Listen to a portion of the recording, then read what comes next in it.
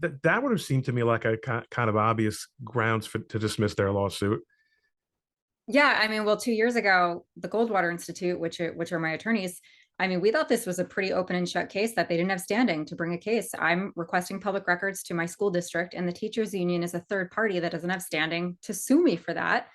But miraculously, because we're in Rhode Island, somehow a Rhode Island judge, kind of did some voodoo and found standing that allowed them to sue me. Otherwise, if the law had been applied properly and we found that there was no standing because we have a Rhode Island Supreme Court case saying there is no standing for them to bring this suit, well, then this all would have been done 2 years ago and we all could have moved on with our lives.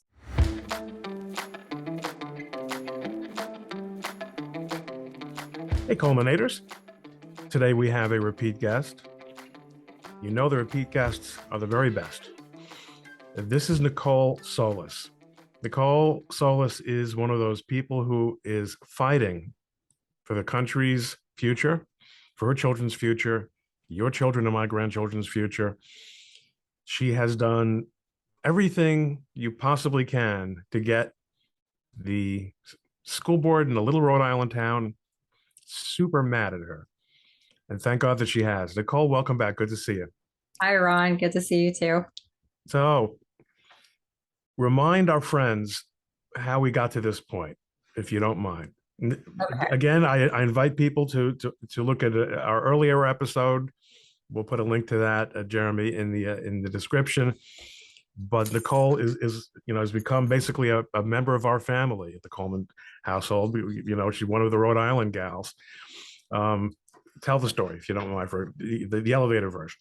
Okay. So in 2021, I enrolled my daughter in kindergarten and I wanted to know what she would learn. I called the principal. I contacted the school committee. They told me that they were teaching all these political ideologies like gender ideology, CRT. And when I asked more questions, they told me to submit public records requests because they didn't want to answer any of my questions. And then when I submitted hundreds, because they said any question you have has to be a public records request, my school committee threatened to sue me in a public meeting. They put my name on the agenda. They spent 4 or 5 hours talking about me, whether they should sue me, what a bad person I am, called me racist. And then 2 months later, this is after they decided not to sue me, the teachers union, the NEA, the Rhode Island branch, filed a lawsuit against me for the same public records requests to bully me and harass me for submitting those requests. So we've been in litigation for now almost 2 years. And we have finally made it to the discovery process after, really just wanting to go to trial and get this all over with because my attorney said this is a slap suit, that they're just suing me to bully me. But they want to go through with discovery. So here we are. They get to discover me and I get to discover them. Did you make an AntiSlap motion? I don't know what kind of teeth the Rhode Island anti-slap statute has. Yeah, so my lawyers answered with AntiSlap. And now the only fact question that remains is whether, and this is a very rare exception, it's only in a few states, it's whether my public participation, which they sued me for, was a sham.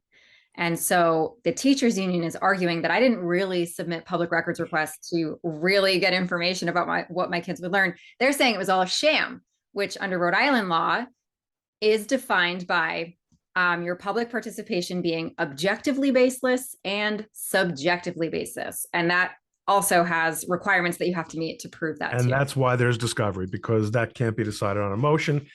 As long as they assert the defense of a sham, they get out of a dispositive motion, which is, you can understand in and of itself why the sham exception might make some sense, although it doesn't seem to be a feature of most of the, or maybe not an explicit feature. I think judges can always determine that you haven't really met the standard. Okay, I don't want to get into the weeds here.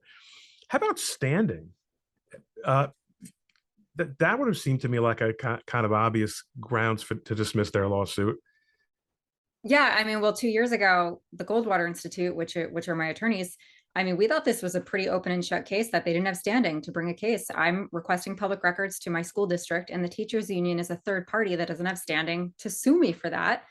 But miraculously, because we're in Rhode Island, somehow a Rhode Island judge, kind of did some voodoo and found standing that allowed them to sue me. Otherwise, if the law had been applied properly and we found that there was no standing, because we have a Rhode Island Supreme Court case saying there is no standing for them to bring this suit, well, then this all would have been done 2 years ago and we all could have moved on with our lives. But, forces greater than I want to drag this out longer. And I think And I'm gonna get why do they want to do? I mean, they can't really think that they're ultimately going to win, or they just decide. Are they thinking that there are enough Rhode Island judges out there that they'll get what they want from Rhode Island?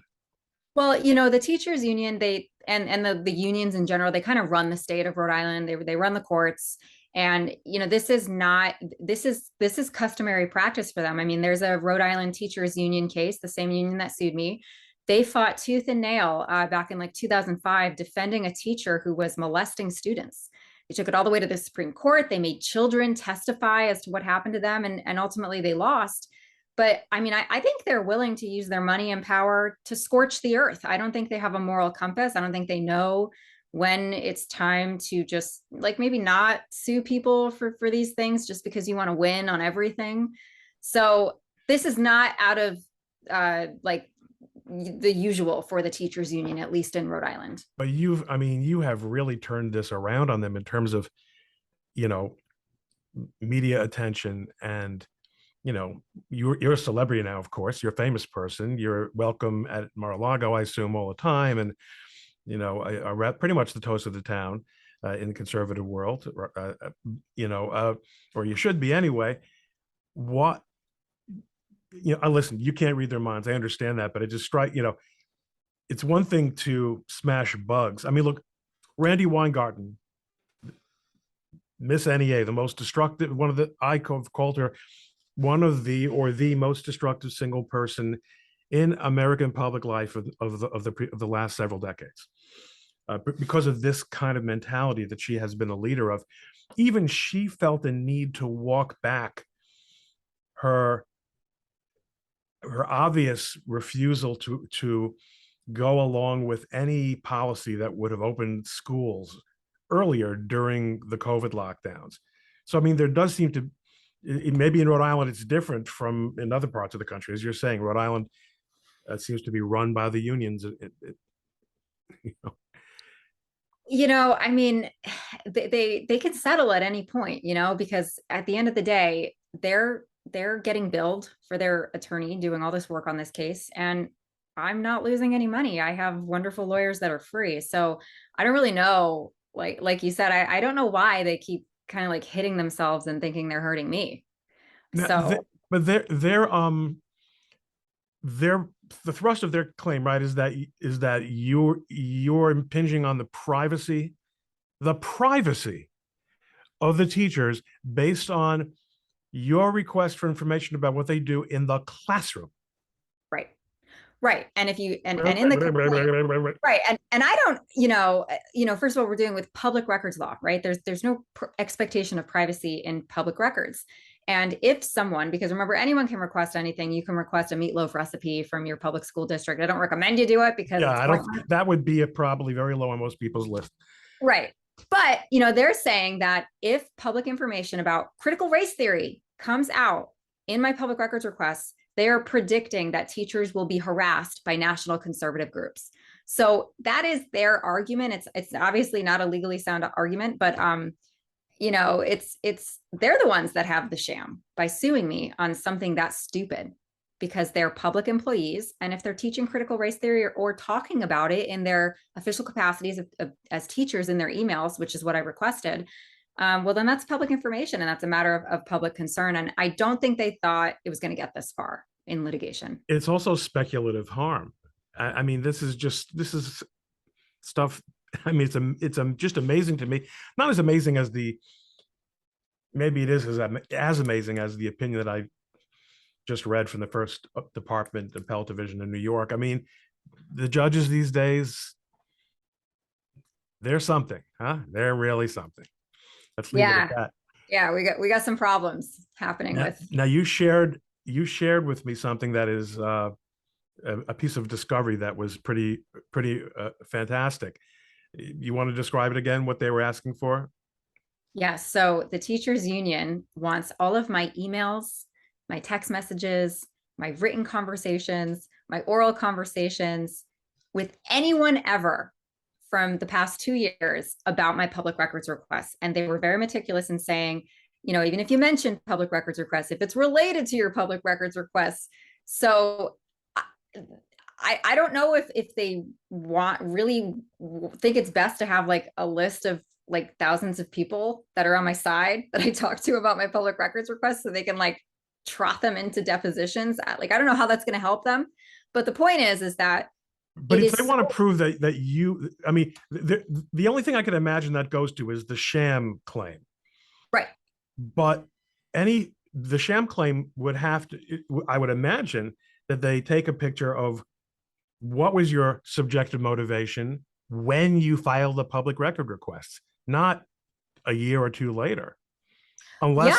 Unless those texts would say, this has worked out great, that unrecorded conversation that you and I had 2.5 years ago about someday let's do public. I mean, that doesn't usually happen. Yeah, yeah. So I mean, they're starting with when I started filing public records requests, and they want to go to the present. So like this conversation right now. Sorry, Ron, I'm probably going to have to report you to the Stasi teacher union saying that I had this conversation with you, and Yeah, well, you know, hopefully they won't subpoena you.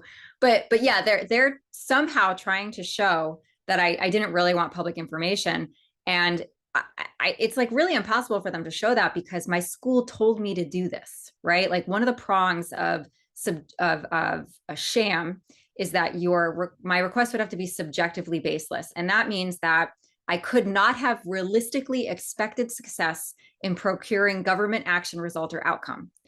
Well, I mean, I'm doing the thing that my government told me to do in order to realistically expect success in procuring government action result or outcome. So it's like, but I you don't never, know. but no, I cut that off at the legs. You never really wanted the information in the first place. You just wanted, you knew that you had to ask for it in order to get the school to tell you to file a public records request. But wait a minute, says Nicole. If I didn't want it in the first place, why still did I? If my purpose is to harass teachers for what they're doing, how would I find out the names of the teachers and what they're doing without the public records request? Answer: I wanted to get sued. That was my real motive. Right. I planned this whole thing. I had a baby so I could enroll her in kindergarten 5 years later, then ask what she was learning. I knew that they were going to get upset. I knew they were going to sue me. I knew that all of this would happen. And, it was this master plan that I planned out with, omnipotence. I knew everything. And That was one of the things I picked up when we first spoke, was that omnipotence. However, as omnipotent as you are, what have you learned since we last spoke about how this, what's going on about, I mean, you have become, one of the nodes of influence on the issue of parents' rights. You've had opportunities to be on, all kinds of national media and stuff. What do you know now that you didn't know the last time we spoke? um, I have learned that everyone on the left is not earnest. They're not really trying to stand up for kids. And I mean, I don't want to sound too cynical, but it's almost a waste of time to convince people on the left that you really just want to protect kids and you really just want to know what your kids are learning in school. They're never going to believe you, and they simply don't care about having a middle ground. There's going to be no meeting of the minds. And that is why I think it's important for conservatives to be more aggressive and not to feed into their hands. Like when you're debating them, because they are always trying to trick you and they're always going to try to mangle your words. And then the other really big thing I learned is how profoundly corrupt the media is. It really isn't until you find yourself as a subject in the media and you see them lying about you and you see them misquoting you and doing it on purpose, and how you really don't have any power unless you sue the media to defend your reputation when they try to smear you. And you know, your media having a free press in America and believing in them is, I mean, I don't know of anything more fundamental for free speech. I mean, it's so just, I'm so depressed by it because there's so much work to do to correct it. And I don't know if it's redeemable. I think I think you're right. It's hard to imagine redemption because there's such a lack of embarrassment. I mean, we're recording this the day after the Durham report. Think of it what you will, came out, but what it certainly does is demonstrate that everything the press told us about Trump and Russia was wrong, Right. and that they almost certainly knew it was wrong. And so far, I haven't seen any embarrassment or any mea culpas. I think it is only the development of alternative channels. And the world of podcasting is one of those. So when is your podcast going to begin? You must have, surely you've gotten offers. You know, I've had people in the media that have interviewed me tell me that I should do a podcast or, you know, like a YouTube channel. But the truth is like, I just don't have time. You know, my son is going to be going into preschool, like a more formal preschool next year. And now that's happening. Like, I really White want tie to, or black tie? what? Oh, and you know, now that's happening, like now I can volunteer in the school now that, you know, I don't have a baby at home. So, you know, the more free time I get, the more I want to be with my kids. And it's a little overwhelming for me to think of like, oh, I have more free time. Let me do something else other than my kids, because, you know, that isn't why I did this whole thing. I wasn't like in search of Good a career. answer. That's a good answer. Because remember, Yeah. if you would have said to me, yeah, actually, I'm entertaining quite a few opportunities right now, then that would be used as proof of Oh, what your real motivation was, which was to, you said, listen, I know I'm not a terrible looking lady, and I went to law school, and I didn't really want to practice law, but I'm rather facile with words, and here's my plan. well, but you know what? I'll see you on that. I'll up you on that. Even if I did say that, it wouldn't matter because that's all after the lawsuit, right? Because, you know, none of the media and all the attention happened until the teachers union sued me. You know, I wasn't submitting public records requests and like doing interviews as I was doing it. Like that all happened because I had to defend myself in the public eye, you know, a Oh, second time. wait a minute. There was a moment there when when that video of you at the school committee, Yeah. that's what you Rhode Islanders call school, what we call school board. Right. The school committee, where you basically, they were discussing suing you, Right. and you kind of made it clear that they were going to regret it, and they backed down. But that you anticipate, and if I recall correctly, and I'm not sure, I think we spoke after you got sued by the school, by the teachers. Right. But I think that video went viral, right? Wasn't that so? There was kind of a Yeah. moment there. That's when your Right. media So, strategy was developed, I assume. oh yes, the evil media strategy. Right. Yeah. Yeah. My school district thrust me into the public eye and I was like, aha, here's my chance. Everything I always wanted to do. Right, because the fortunes that flow from, well, I mean, some people do very well at this. Others are just, bold lawyers who, you know, find self-actualization through it, as one of my partners put it. No, but I mean, in all seriousness, what your answer also tells me is that this has always been to you about educating your children and Yeah. not really anything else. Yeah.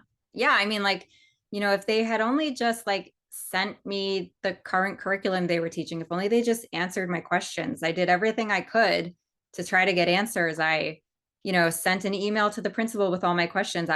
I mean, I didn't even know that my school had a link for public records requests until they told me about it, right? I mean, I was really very naive about how this all worked with public school. I had no idea that they were going to perceive me as this adversary and really come down on me with the full weight of the public school system and teachers union. Right. I mean, in other words, you were naive about the idea that you couldn't just ask and find out. Right. Aren't we on the same team?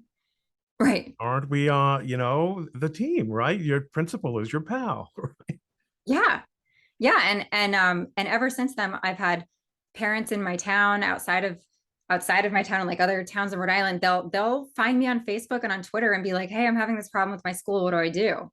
And so it's this like realization that I think a lot of parents continue to have as they enter public school, where they go, oh, God, how does this work? I thought if I just enrolled my kid, I thought if my kid needed a IEP or a 504 plan, I thought this just happened. It's like, no, nothing happens without a fight in public school. And mine just happened to be big and publicized. But there are tons of parents like me out there that, they're just desperate for help, and no one's paying attention to them. No, they're not going to get an interview because their kid is dyslexic and not getting the services that they need at their public school. So um it ended up being a blessing in disguise. I just told my husband last night, I was like, if I could go back in time and just like enroll my kids in private school, I think I just would have done that, because we were just so happy. like like we really were so lucky. We had no cares in the world aside from like the normal stresses of everyday life. And while I'm really grateful that I have this platform now and I can hopefully make a difference, I just think it wasn't what we wanted. So Yeah, I mean, and at some point your child is going to learn about this and find yeah. out why everybody knows who mommy is. Yeah. And why some people in the in the supermarket give her the hairy eyeball. I mean, you have Well, I had will say that I've only had people come up to me and thank me at the supermarket. So really yeah, I haven't had any bad people try to harass me in person. It's all online harassment. now. You did get kicked off Twitter, though. You are kind of a dangerous person. Now, how long were you off? More than a year, right? I think it was either 6 months or a year. I lost track. And thankfully it was because of Elon and another organization called New Tolerance. They had a campaign to try to get me back on, and their campaign kicked off, I think, right around the time that Elon Musk came on as CEO, and so the stars aligned, and I finally got back on. Remind me you had actually had been kicked off, suspended for brief periods before, right? Yeah, so I don't know what kind of like 3-strike policy Twitter had. I'm sure they had whatever strike policy they wanted against whoever they wanted. But I kept getting suspended for telling the truth about transgenderism and kids. And finally, I had a tweet where I said that there were public elected representatives in Colorado who were promoting a drag queen camp for children. And I said that this was state sanctioned grooming. And Twitter permanently suspended me for that tweet. And there was nothing hateful about saying, well, this is grooming kids into a culture that they are too young to understand. It's adult sexual content, and we have public officials that are supporting it. I am still banned from Instagram. I don't know why. I never even posted anything on Instagram, literally 0 posts, but they banned me from Instagram. But you're on Facebook. But I'm on Facebook. Same company. Yep. Yeah. So that's probably why it's a Facebook operation. And well, wait a minute, but you're on Facebook, but you're banned from Insta. yeah. Yeah, isn't that weird? Okay, well. Yeah.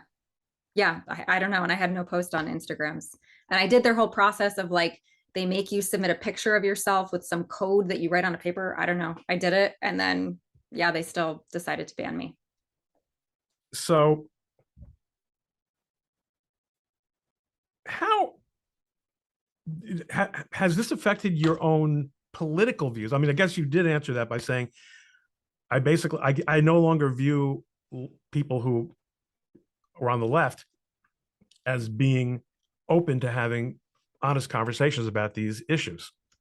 Yeah, and I used to be on the left. I was really liberal. I mean, I thought that being liberal was about standing up for people's civil rights. You're standing up for the little guy.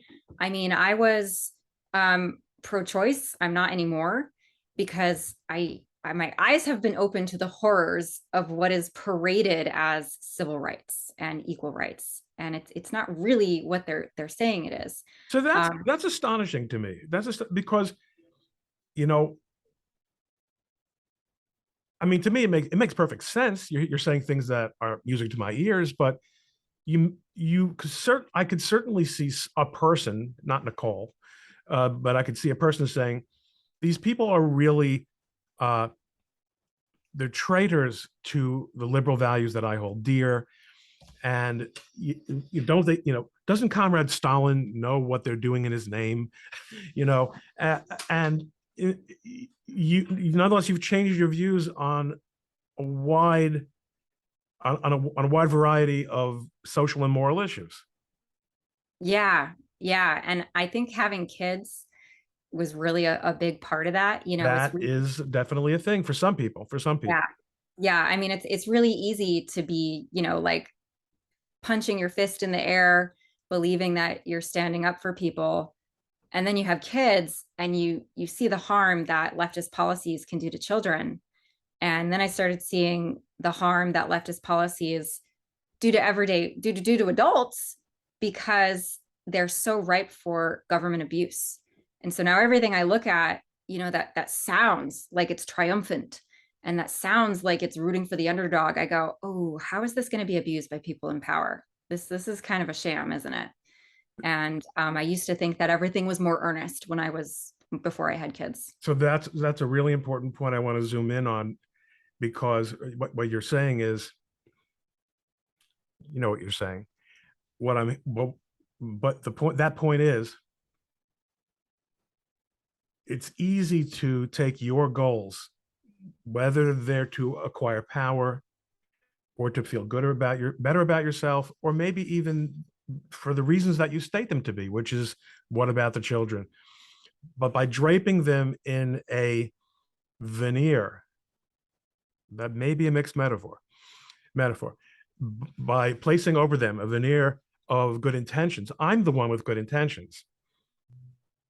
The the people on the left believe that they they've proved their point, that they're virtuous and you're.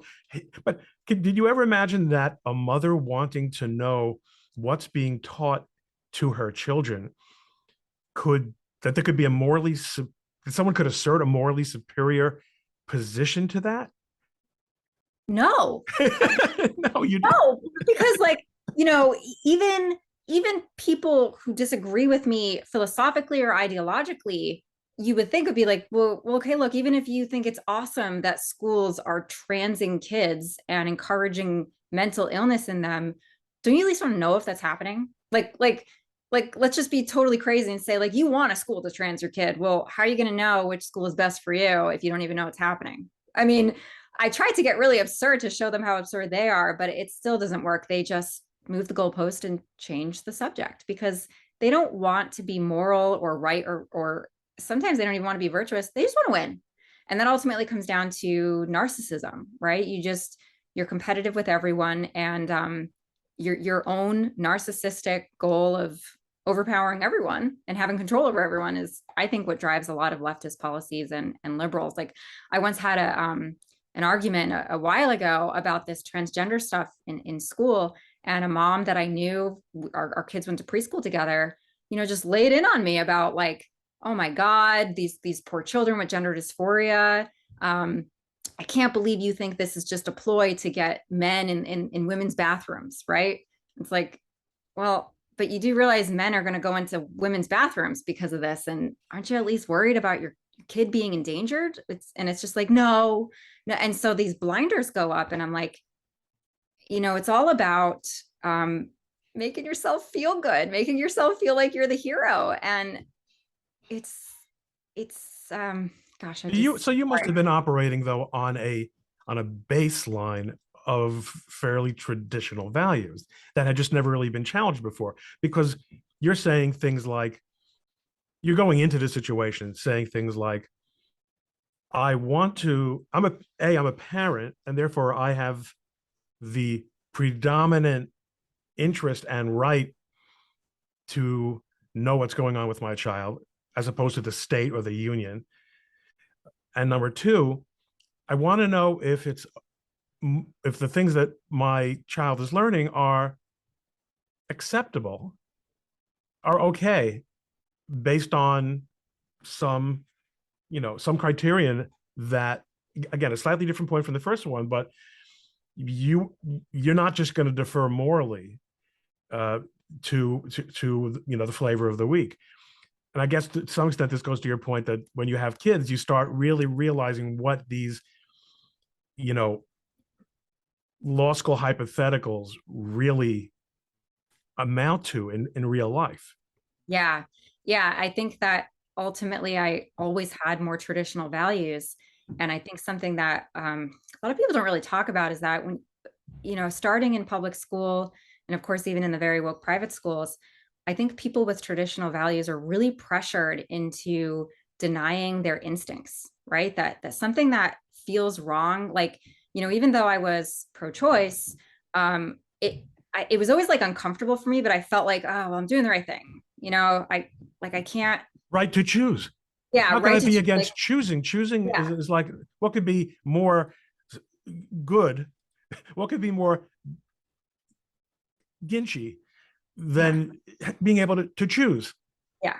And so when I look back on my younger years, in terms of my values, I always remember feeling pressure and like really a denial of my instincts, which I now see was sort of a part of that indoctrination. You're bullied into feeling bad about your own convictions.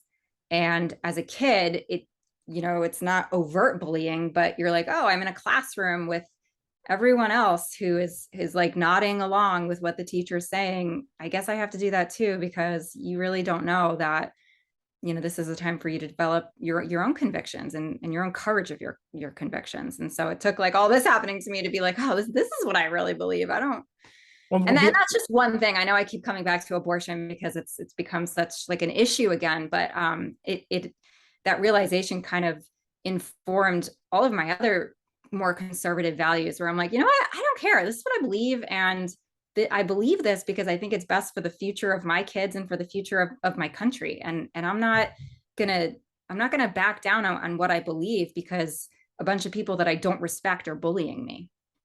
and that's the irony, because as you pointed out before, well, you would have you would have been just as happy to have avoided all this. But at the end of the day, sooner or later, you have to come to terms. In other words, if you're going to say, listen, I'm going to just be, I'm not going to think too deeply into things. I want to feel good about myself, and I want to be with the people who think of other people. And that's the Democrats.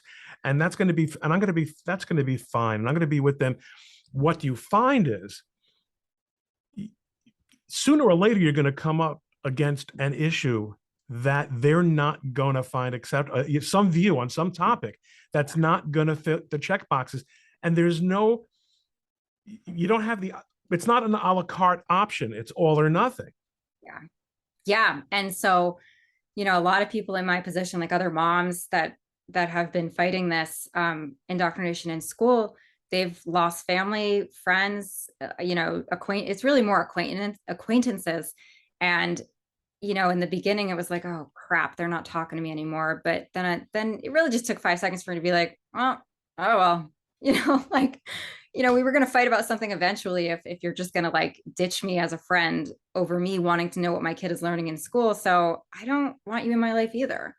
And I think the more people, accept those risks of like, well, I'm just going to start hanging out with people that think more like me because that's who I want to surround Because my we kids with. rock.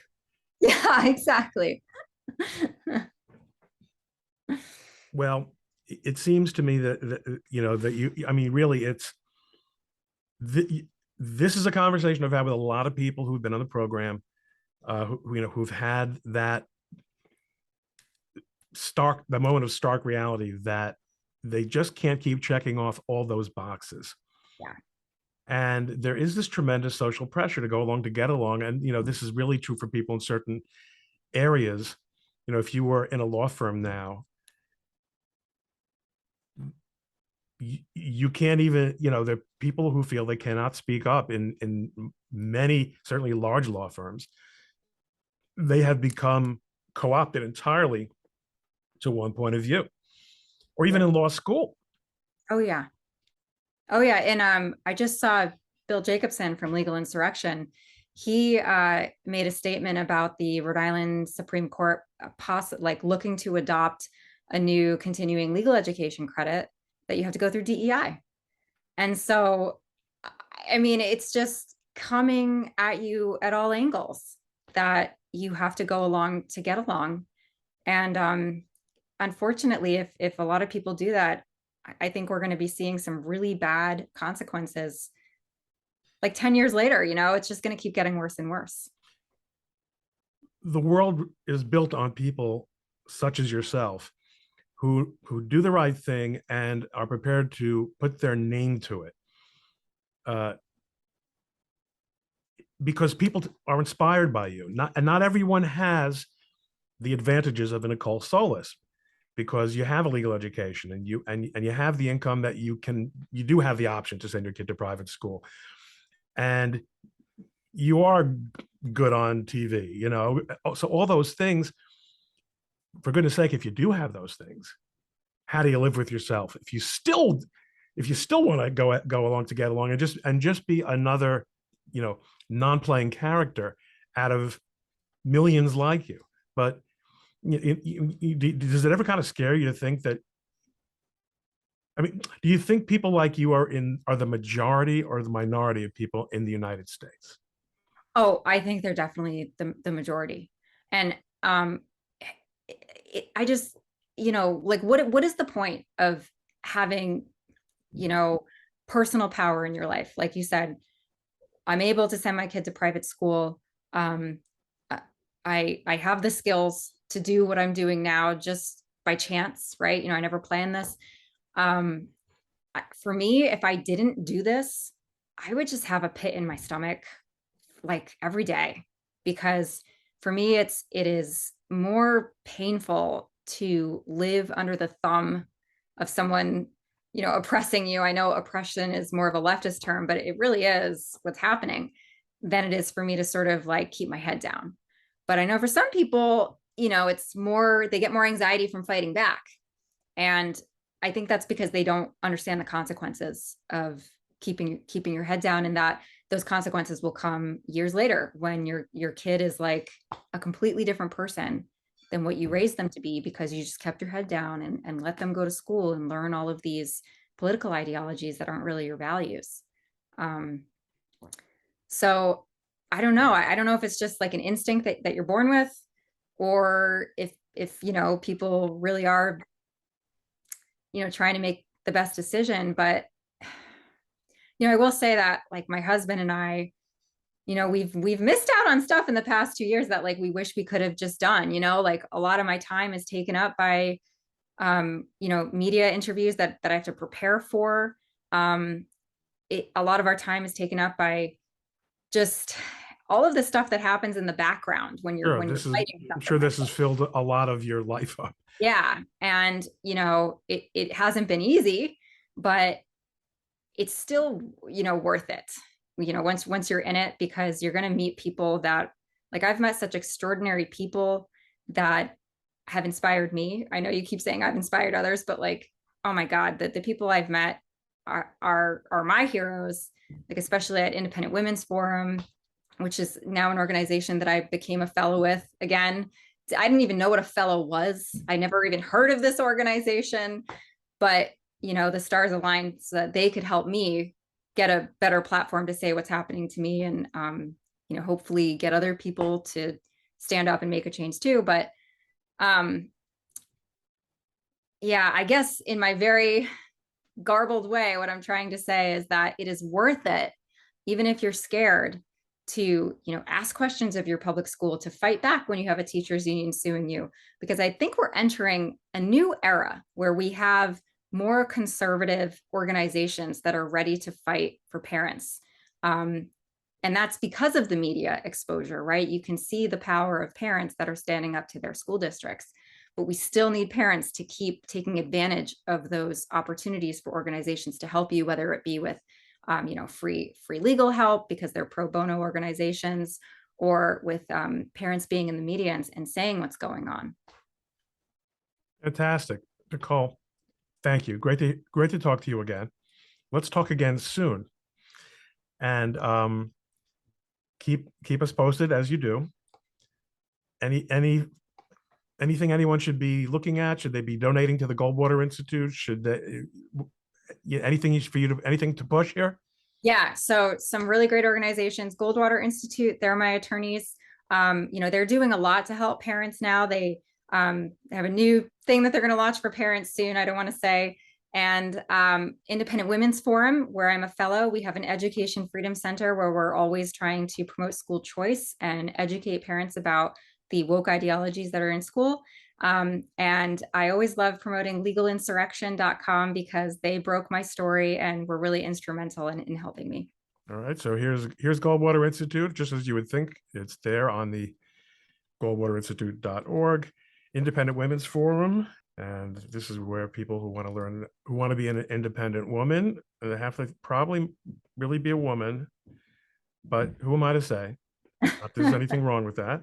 Okay, and of course, Legal Insurrection. Here are people fighting